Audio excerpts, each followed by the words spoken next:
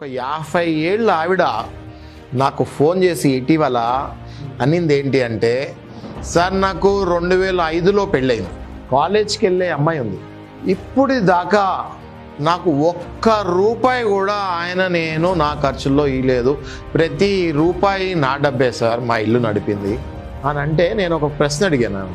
అమ్మ, మరి మీరు పెళ్లి చేసుకున్నప్పుడు భర్త ఏమైనా చేస్తున్నాడా లేదా? అరేంజ్డ్ మ్యారేజ్ కదా మీది, అరేంజ్డ్ మ్యారేజ్ కదా, భర్త ఏమైనా చేస్తున్నాడా లేదా చూసి చేసుకున్నారా? నాకు పెళ్లి జరిగినప్పుడు ఆయన ఒక ఉద్యోగంలో ఉన్నాడు, నాతో పెళ్లి అవగానే నెలన్నరలో ఆ ఉద్యోగం మానేసి ఆనాటి నుంచి ఇప్పటి వరకు ఒక్క జాబ్ చేయలేదు, ఒక్క రూపాయి ఇంటికి సహాయం చేయలేదు.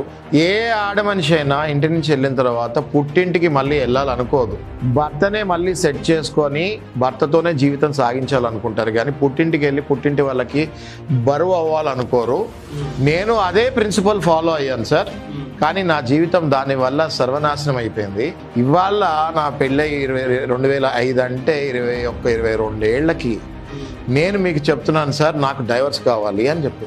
అంటే మీరు వినండి, 22-23 ఏళ్ళు మీరు ఎలా బతికారు అని అడిగితే, తన నగలు, తన పేరు మీద ఉన్న ప్లాటులు,